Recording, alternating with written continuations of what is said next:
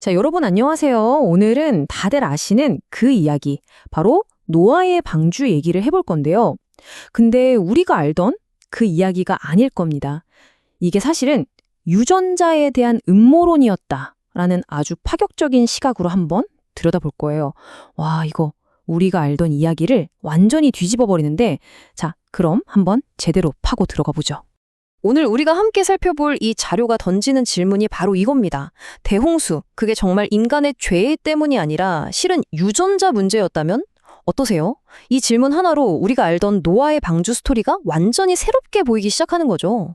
자, 이 엄청난 주장을 이해하려면요. 일단 타임머신을 타고 홍수가 일어나기 전 그 시대로 가봐야 합니다. 이 자료에 따르면 그 세상은, 와, 우리가 상상하는 것과는 아예 차원이 다른 곳이었다고 해요. 18m. 이게 뭐냐면요. 이 자료에서 말하는 최초의 인간 아담의 키였다고 합니다. 18m요. 상상이 되세요? 그러니까 사람뿐만 아니라 모든 생명체가 말 그대로 거인이었던 그런 세상이었던 거죠. 그리고 이 주장은 여기서 그치지 않아요. 스케일이 정말 어마어마한데 그때 그 홍수로 땅에 묻혀버린 거대한 생명체들 있죠. 그게 바로 오늘날 우리가 쓰고 있는 석유나 석탄이 됐다는 겁니다. 와, 정말 대홍수라는 과거의 사건을 지금 우리 현실과 바로 연결시키는 거죠. 아니, 그럼 이렇게 거대하고 장엄했던 세상이 왜 망가졌을까요? 대체 무슨 일이 있었던 걸까요? 이 자료는 딱 한 가지 사건을 지목합니다. 바로 하늘에서 시작된 반란이 땅으로까지 번져버린 끔찍한 사건이죠. 바로 이 성경 구절이 모든 논쟁의 핵심입니다. 하나님의 아들들이 사람의 딸들의 아름다움을 보고, 자, 여기서 진짜 중요한 열쇠는 이거예요. 대체 이 하나님의 아들들이 누구냐는 거죠. 자, 이 자료의 해석은 이렇습니다. 이 하나님의 아들들은 인간이 아니라는 거예요. 하늘에서 자기 자리를 버리고 타락해버린 천사들이었다는 거죠. 그러니까 이건 뭐랄까, 초자연적인 존재가 인간 세상에 직접 개입한 일종의 침략 행위로 보는 겁니다. 그리고 그 타락한 천사들과 인간 여자 사이에서 바로 네피림이라는 존재가 태어납니다. 거인 혹은 돌연변이 후손이죠. 자이언트라는 말의 어원이 바로 여기서 나왔다고 해요. 중요한 건 이 자료는 이 네피림의 등장이 인류의 순수한 DNA, 바로 유전자 자체를 오염시켰다고 주장하는 겁니다. 이 유전적 타락, 이게 바로 대홍수 이야기의 진짜 배경이라는 거죠. 자, 그럼 이런 의문이 들죠. 온 세상이 다 그렇게 유전적으로 타락했다면 왜 노아는 살아남았을까? 왜 하필 노아였을까요? 이 자료에 따르면 그 해답은 성경에 나오는 딱 한 단어에 숨어 있다고 합니다. 보통 우리가 노아가 완전한 자였다고 하면 도덕적으로 흠이 없는 사람이었구나 하고 생각하잖아요. 그런데 이 자료는 완전히 다른 해석을 내놓습니다. 여기서 말하는 완전함은 행동이 아니라 그의 유전자, 즉 DNA가 순수했다는 뜻이라는 거죠. 혈통 자체가 오염되지 않았다는 거예요. 정말 충격적인 해석이죠. 그러니까 이 관점에서 보면 노아는 그냥 착한 사람 정도가 아니었던 거예요. 유전적으로 오염되지 않은 순수한 혈통을 가진 마지막 인류, 마지막 진짜 인간이었던 셈입니다. 엄청난 의미죠. 자, 이렇게 생각하고 나면 방주의 의미가 완전히 달라져요. 이건 그냥 물에 뜨는 배, 생존 도구가 아니에요.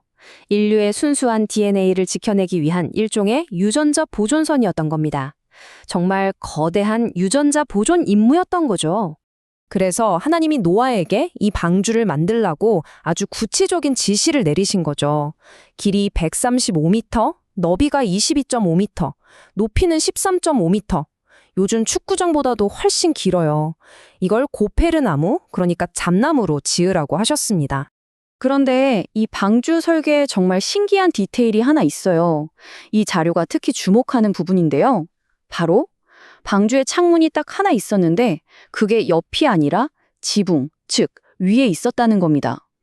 이게 절대 우연이 아니라는 거죠. 왜 그랬을까요? 이 자료의 해석은 이렇습니다. 물 위에 둥둥 떠다닐 그 끔찍한 시체들을 보지 않게 하려는 하나님의 세심한 배려였다는 거예요. 와, 모든 것을 쓸어버리는 그 엄청난 심판 속에서도 이런 자비를 베푸셨다는 거죠. 자, 그럼 이 모든 이야기의 궁극적인 메시지는 뭘까요? 여기서부터는 스케일이 더 커집니다. 이 자료는요, 대홍수 사건을 그냥 단발적인 사건이 아니라 사실은 지금도 계속되고 있는 거대한 영적 전쟁, 그 속의 한 전투였다고 설명합니다. 그러니까 반역의 영인 루시퍼가 인류를 파멸시키려고 뱀의 지식 같은 걸로 계속 타락시키고 하나님을 무슨 독재자인 것처럼 속이려고 한다는 거죠. 결국 지상에서 벌어졌던 그 유전적 오염은 신에게 대항하는 이 영적 전쟁에서 루시퍼가 쓴 아주 교묘한 전략이었다는 겁니다. 그래서 이 자료는 노아의 행동을 진짜 믿음의 본보기로 제시해요. 한번 생각해 보세요. 평생 비 한 번 본 적 없는 사람이 앞으로 큰 비가 올 거라는 경고를 듣습니다. 그리고 그걸 믿고 수많은 사람들의 조롱을 견뎌내면서 수십 년 동안 배를 만들죠. 보이지 않는 것을 믿고 대비하는 것. 이게 바로 핵심이라는 겁니다. 사실 홍수가 나기 직전까지 많은 사람들이 하나님을 찾고 불렀다고 해요. 하지만 이 자료에 따르면 진짜로 준비한 사람은 오직 노아와 그의 가족뿐이었다는 거죠. 여기서 중요한 건 그냥 막연히 믿는 것과 그 믿음을 가지고 실제로 행동하고 준비하는 것은 완전히 다르다는 점입니다.